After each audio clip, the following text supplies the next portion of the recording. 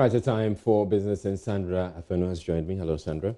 Hello, Israel. A lot happening in the oil and gas sector, and we want to explore possible reasons for the resignation of the group's chief executive of Tullow Oil and what that means for Ghana's oil and gas industry. You take it away. All right, thank you.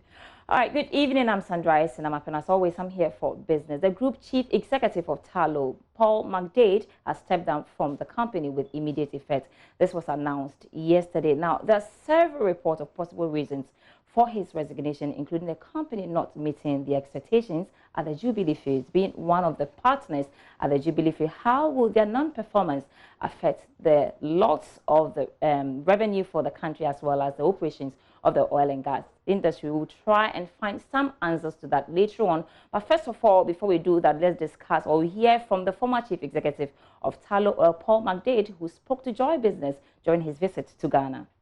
For many years, when we told them in 2014 that we were suspending the dividend, clearly we had high levels of debt, and our shareholders were more focused on us reducing the levels of debt in the company. I think what they've seen, certainly over the last couple of years, is we've returned to significant free cash flow, and the debt levels coming down. Any concern they had about the financial strength of the company has gone away, and I think then they see the natural progression is to move towards restarting the dividend payment. I'd like to think that we were, as a smaller company, making quite fast decisions, but I do think by simplifying the reporting lines, and also it helps having Kweku at the table in London talking about Ghana, and the challenges we have here and the opportunities we have here, talking directly to the executive team, because I think that allows us to get a much clearer view of what's happening here in Ghana and to be able to make the right decisions for Ghana and for Tullow Group. I've been joined by Gideon Ofusu-Piesa, Deputy Director, Africa Center for Energy and Environmental Development, Sustainable Development.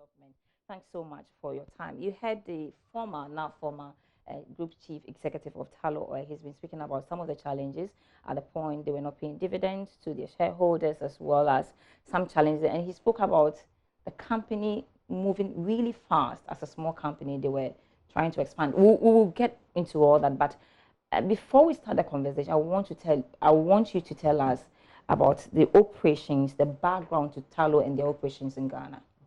Thank you very much, and good evening to your listeners. I'm actually from the Africa Center for Energy and Environmental Sustainability. Right. Tullow actually is the name of a small town in Ireland.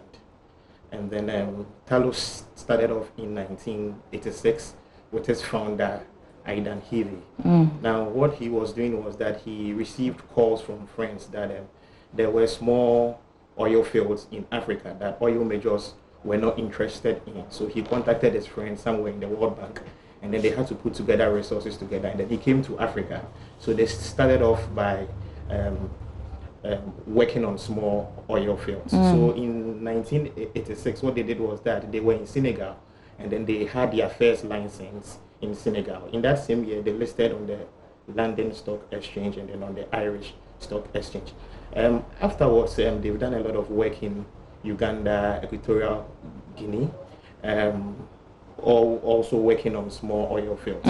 So as part of their work in Africa, what they were doing was that they now did some exploratory works in Ghana, and that was some point in 2007. And then for the very first time, they discovered oil in commercial quantities. So that is where the Jubilee fields came in, and then subsequently the 10 fields came in. So since 2007, that commercial discovery was made by Tullow.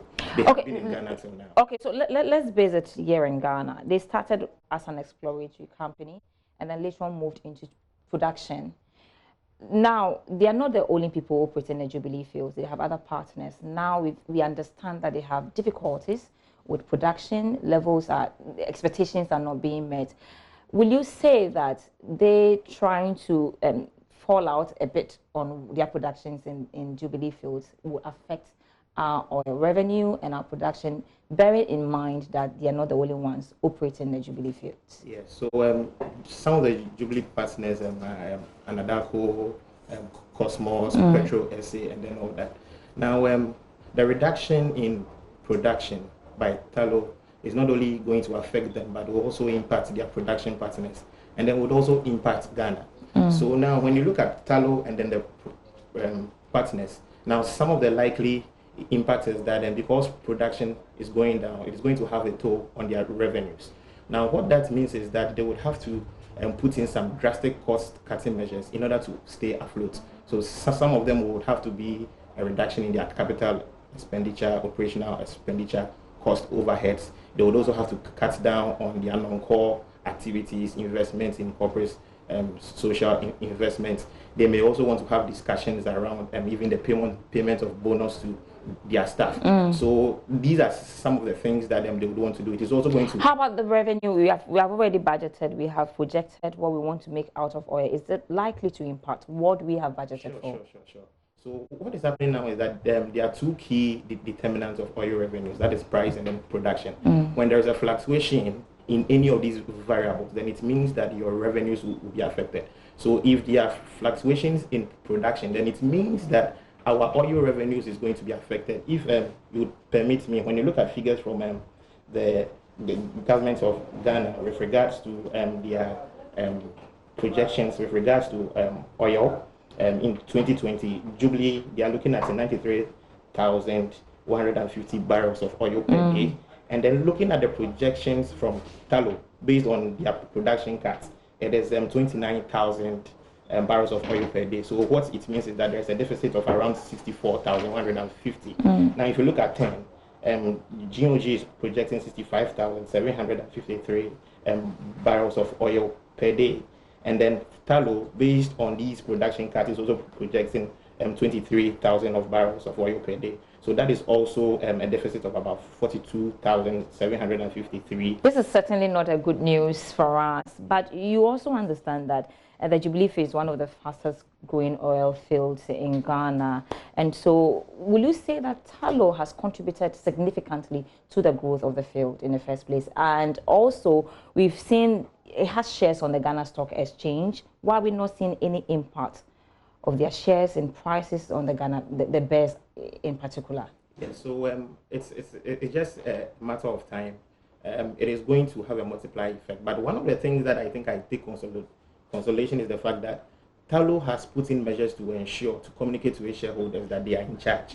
They have done some changes at their board level. They have taken a proactive measure by communicating the, should I say, the truth to its shareholders. And then this is enough signal to any investor to want to wait to observe the market for a while before decisions will be taken. So in Ghana, we are not going to see those drastic changes because of, for me, what I think is a positive signal that they have sent. I want to load this question for you. I mean, yes, we've seen the challenges we've had. He spoke about earlier, he spoke about they growing too faster than they should have done. They were moving so fast. And also, now that we are seeing all that is playing when it comes to tallow, do you see the company collapsing? And would you say Ghana should actually buy the shares of tallow? In the short term, I don't see the company collapsing. As I said, they have given us some form of confidence by doing some restructuring at the board level.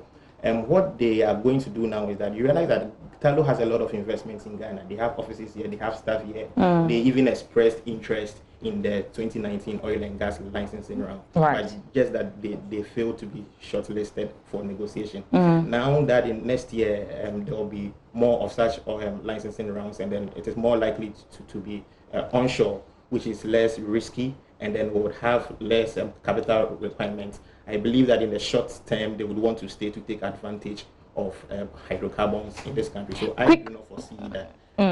That's good news. Quickly before we go, I mean, what's the outlook for the Ghana's oil and gas sector with all this happening? Okay, so for me, I think the major issue has to do with government, because most of its projects are dependent on oil revenues. If you look at them, education, infrastructure, and service delivery in education, for instance, the free SHS is largely dependent on oil revenue. So government would have to have a look at it again. And then another second major area that oil revenues are being fed into has to do with an infrastructure, railways, and then all that, which is going to have a toll. So government would have to look at the figures again and then do something. I know it's an interesting conversation. Gideon Ofusu-Piesa, Deputy Director, Africa Center for Energy and Environmental Sustainability. I'm grateful for your time. This conversation can continue. I will visit it back again, but that's how I end the first part of business. I'll be back after 8 p.m. with more business. Do stay tuned.